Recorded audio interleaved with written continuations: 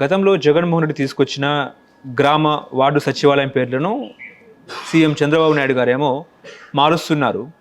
వాటి పేర్లకు బదులుగా విజన్ యూనిట్లుగా ఆయన చెప్పడం జరిగింది.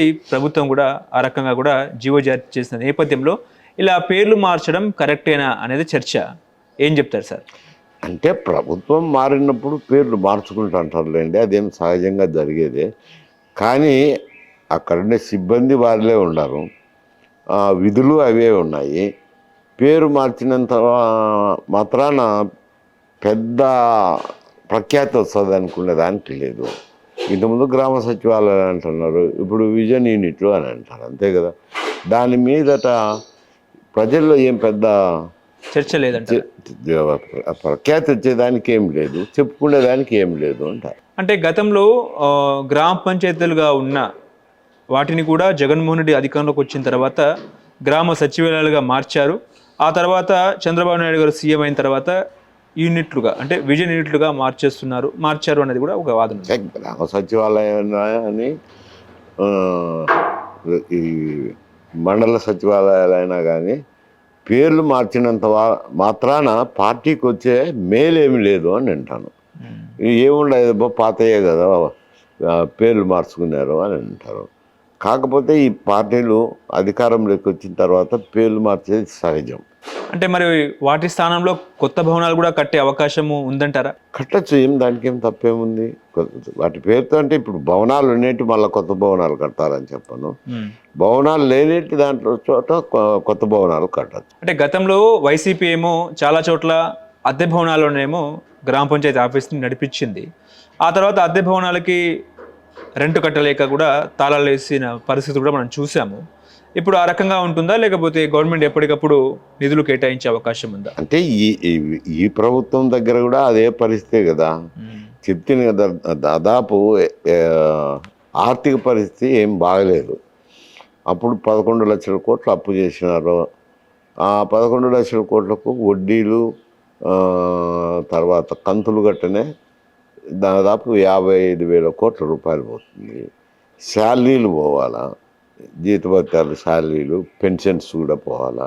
మేజర్ షేర్ వాటికే పోతుంది. ఇంకా మిగిలింది అభివృద్ధికి కానీ ఎక్కువ సంక్షేమ కార్యక్రమాలు తీసుకోవడానికి అప్పులు చేయాల్సిందే కానీ ఆదాయం సరిపోవడం లేదు. దాంతో ఇబ్బందులు పడుతున్నారు. అందువల్ల ఎంత మేరకు ఖర్చు పెడతారనేది అది వారు ఆదాయం పెంచుకోగలిగితే జరుగుతుంది.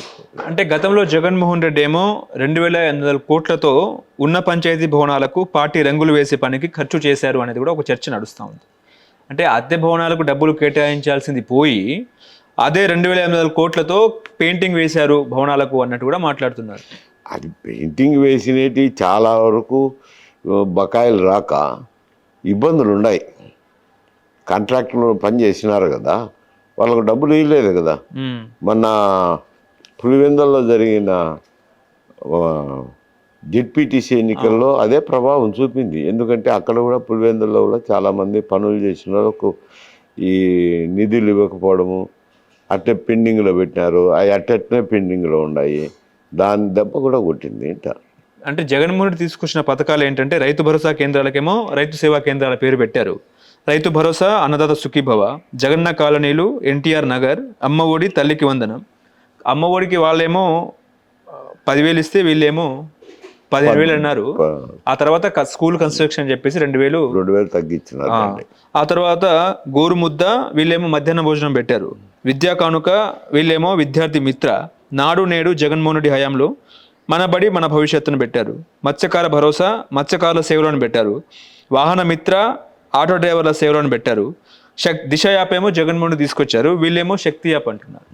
ఏ పెద్ద తేడా ఏమి లేదు, డబ్బులు అవే. ఒక్క అమ్మవందనంలో మాత్రం పెంచినారు. 15,000 అని 2,000 మళ్ళా స్కూల్ భవనాల రిపేర్ల నిమిత్తం పెట్టుకున్నారు, పండుగ ధరలు ఎంచుకున్నారు. ఇవి లేదు, ఒట్టి చేత మూరేసినట్టు ఉంది. ఎందుకంటే ఒట్టి చేత ఎంతసేపు మూరలేస్తారో ఇదే ఇటువంటి ఏ పనులు చేస్తుంటారు. ఓకే, ఇప్పుడు మొన్న జగన్మోహన్ రెడ్డి వైఎస్ఆర్సీపీ విద్యార్థి విభాగం మీటింగ్లో ఆయన కొన్ని కామెంట్లు చేశారు. ఏంటంటే, అన్నీ నేనే చేశా, నా క్రెడిట్ బాబు గారు చూరు చేస్తున్నారు, గూగుల్ నేనే తెచ్చా, భోగాపురం ఎయిర్పోర్ట్ నేనే తెచ్చా, కరోనా టైంలో 17 మెడికల్ కాలేజీలు నేనే తెచ్చా, నేను చెప్పుకోలేకపోయినా అన్నట్టు కూడా జగన్మోహన్ రెడ్డి మాట్లాడుతున్నారు. ఏది నువ్వు చెప్పుకోలేకపోయినారంటే అది రియాలిటీ వస్తే కదా నువ్వు తెచ్చినావు అనేది. అది రియాలిటీ. ఇప్పుడు ఆయన రియాలిటీలోకి తెచ్చినాడు. రియాలిటీలోకి తెచ్చినాక అది పేరే కదా. ఒకవేళ ఈ సంస్థలు వస్తే ఊరికి పేర్లు పెడితే ఆయనకు కూడా చెడ్డ పేరే వస్తుంది. ఏంట ఇది తెచ్చినా అని చెప్పి అవి మళ్ళీ రాకుండా ఉంటే కనుక మాత్రం చెడ్డ పేరు వస్తుంది. ఓకే, ఇప్పుడు సీఎం చంద్రబాబు నాయుడు గారు లండన్ టూర్ చూసాము. ఆయన లండన్ వెళ్ళారు, పెట్టుబడుల తీసుకొచ్చారు, పెట్టుబడులు అన్నట్టు కూడా మాట్లాడుతున్నారు. రేపు 14-15 తారీఖున విశాఖలో సమ్మిట్ కూడా ఉంది, పెట్టుబడుల సమ్మిట్. ఇప్పుడు ఏంటంటే 1,03,000 కోట్ల పెట్టుబడులు తీసుకొచ్చాను అన్నట్టు కూడా మాట్లాడుతున్నారు. ఎంఓ కూడా జరిగింది, 83,000 ఉద్యోగాలు కూడా వస్తాయన్నట్టు మాట్లాడుతున్నారు. నిజంగా వస్తాయా? ఇవి అంతా ఒట్టిదండి. ఎంఓఏలు చేసుకుంటారు, మళ్ళీ వాటిని గురించి పట్టించుకోరు. ఈ ఎంఓఏలు అంటే నమ్మాల్సిన అవసరం లేదు. ఎంఓఏలు చూసి ఇదేదో ప్రపంచం ఊడిపడింది అనే దానికి లేదు. ఇంతకుముందు కూడా ఇట్ని వైజాగ్లో సదస్సు పెట్టి దాదాపు వేల కోట్లలో ఎంఓఏలు చేసుకున్నారు. కానీ ఒక ప్రాజెక్టు రాలేదు కదా.